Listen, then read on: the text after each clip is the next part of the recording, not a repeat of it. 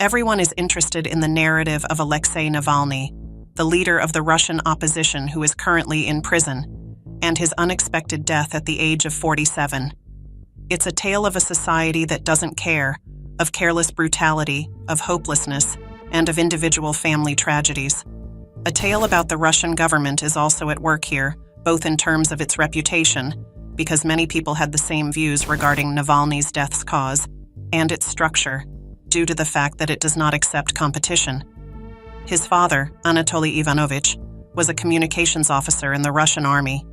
Therefore, Alexei Anatolyevich Navalny grew up in a military family after being born on June 4, 1976, in Butin.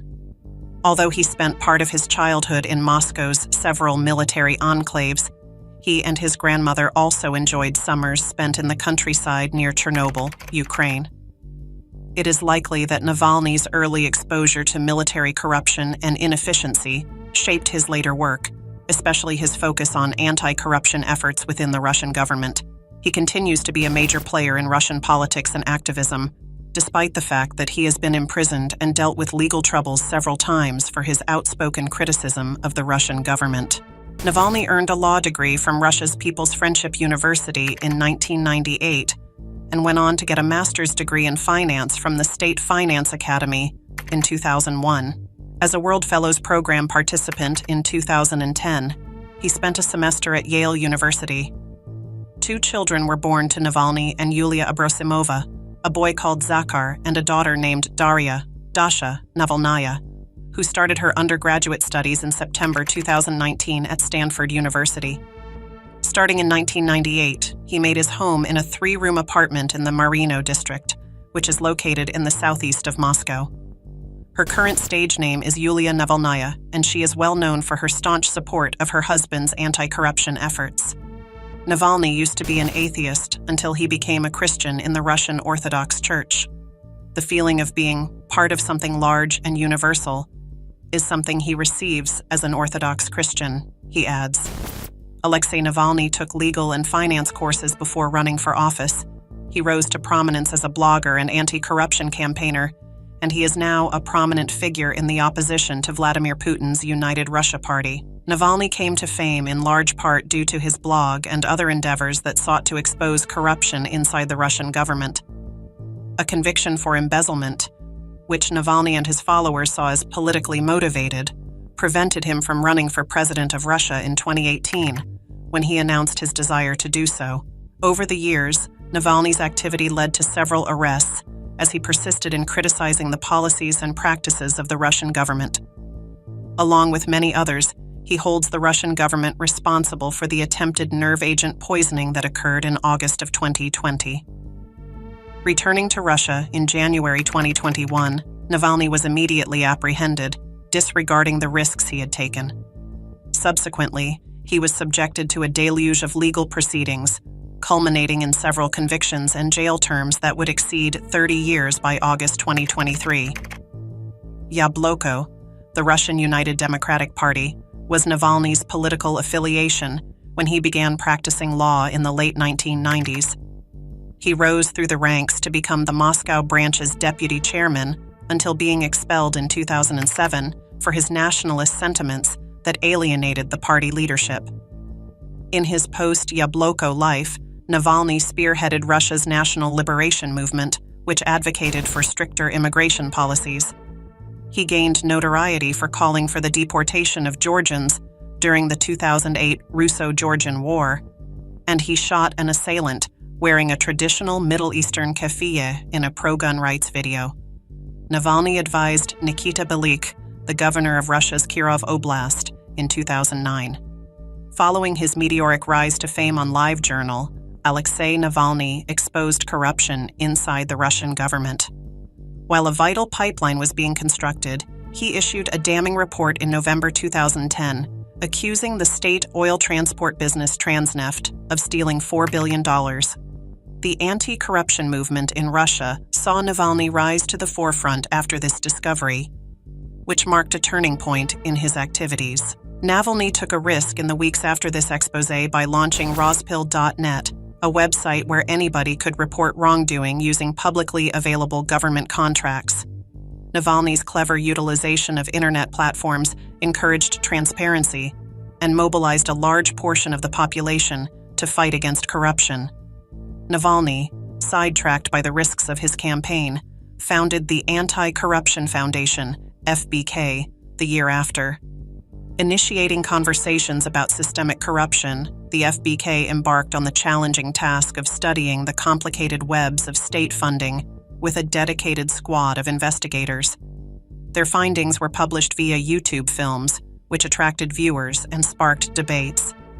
As Navalny's exposés shamed officials linked to Vladimir Putin's ruling United Russia Party, they infuriated those at the highest echelons of authority.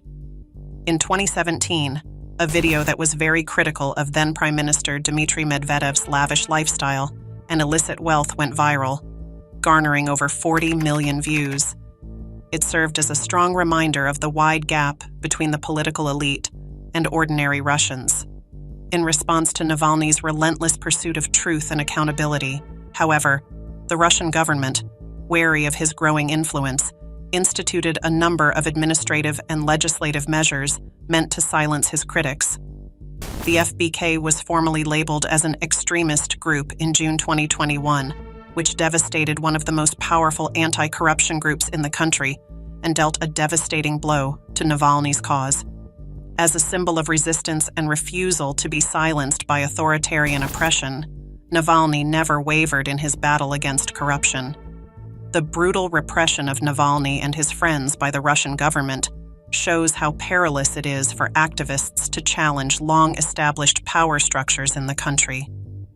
The example set by Navalny motivates a new wave of activists to bravely seek the truth and make smart use of internet platforms in their fight for democracy and open government.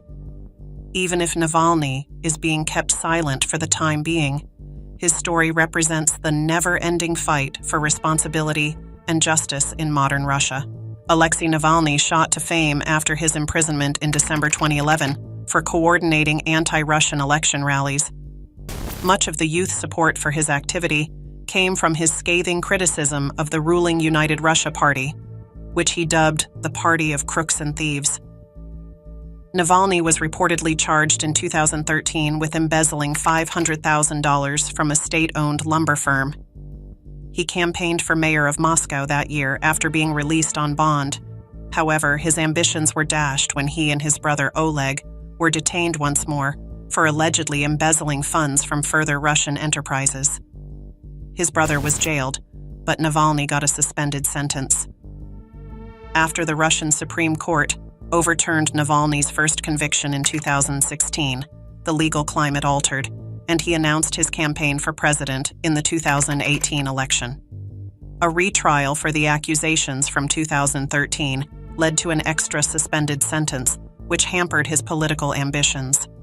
Vladimir Putin was declared the winner of the presidential election, since Navalny was barred from running. Navalny was arrested in July 2019 after continuing to participate in protests, a consequence of his unfaltering activity.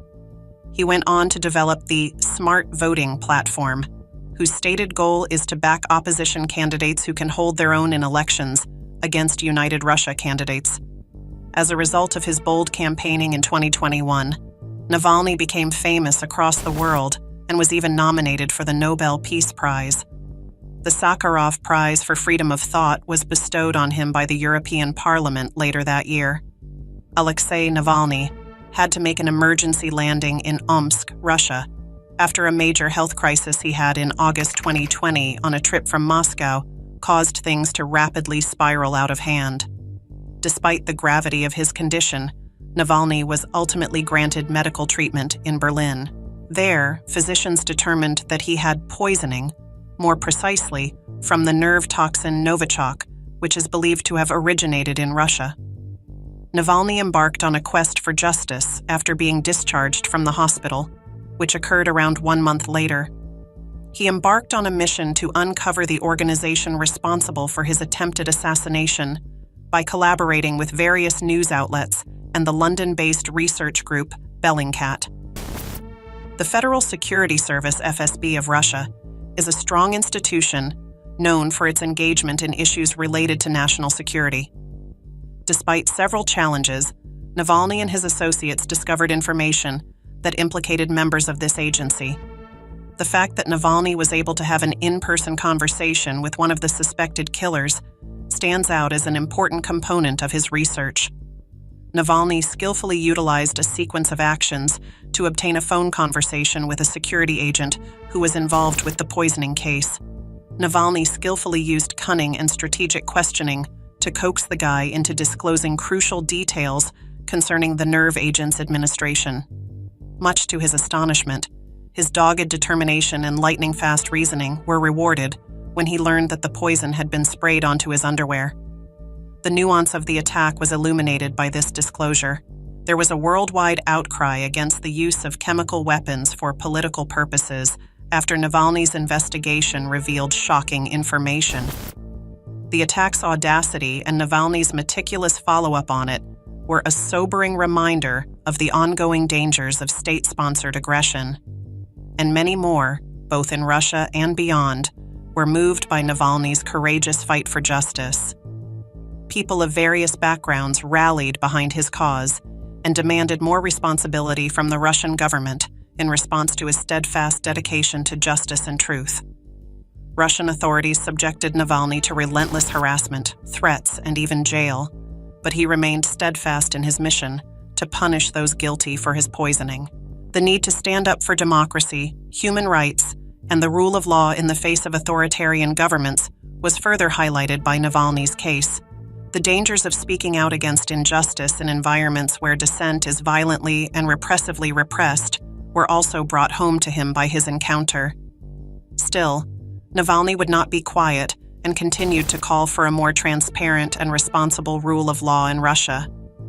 Much is revealed about the continuing fight for human rights and democracy in Russia through the inquiry into Alexei Navalny's poisoning. In addition to exposing the pervasive corruption and impunity inside the Russian government, his courageous acts have instilled renewed hope and determination in the battle against authoritarianism and in defense of freedom and justice. A beacon of hope for a more just and equal future, Navalny's resilience in the face of adversity is a moving testament to the resilience of oppressed people everywhere.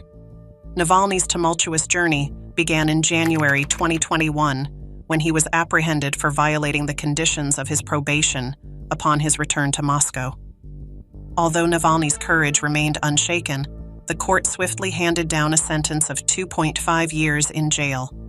From behind bars, he continued to speak out against corruption and injustice, finding ways to be an activist even while he was in prison.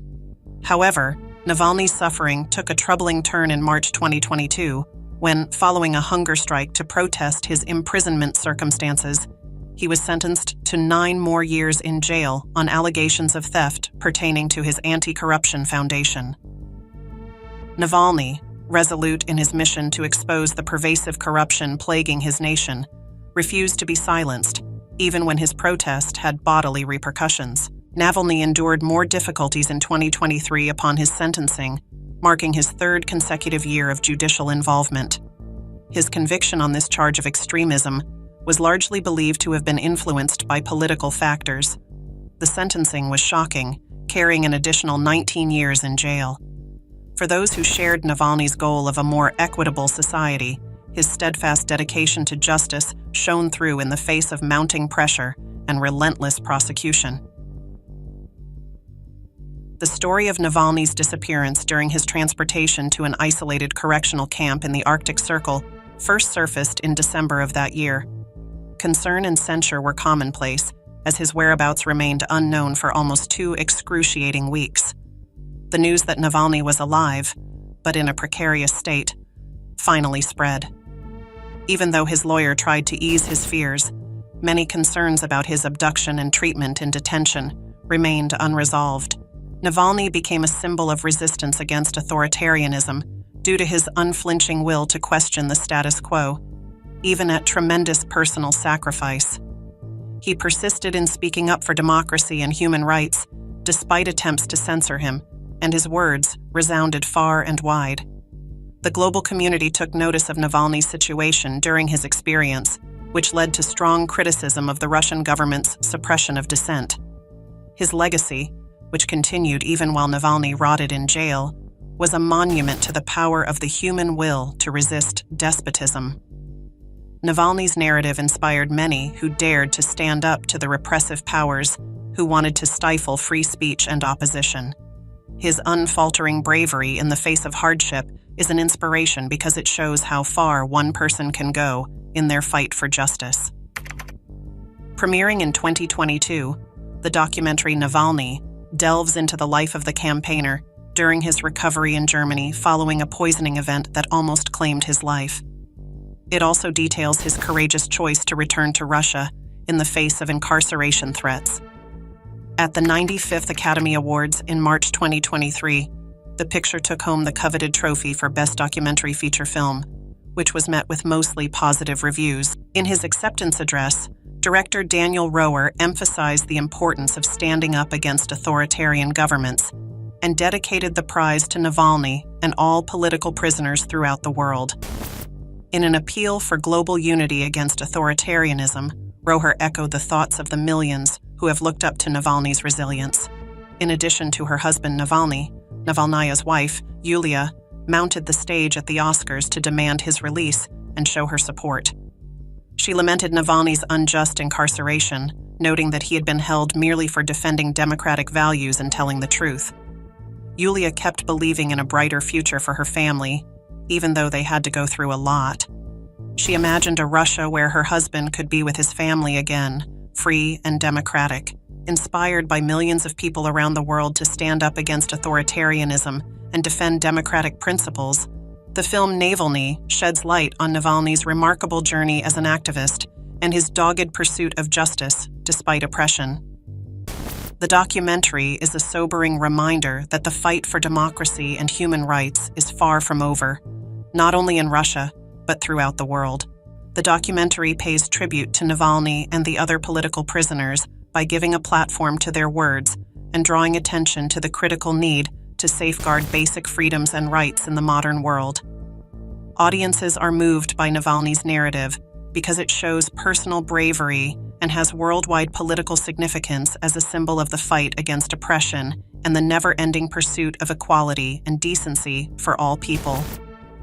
Viewers of the documentary are encouraged to consider the repercussions of remaining silent when confronted with injustice and to challenge the status quo.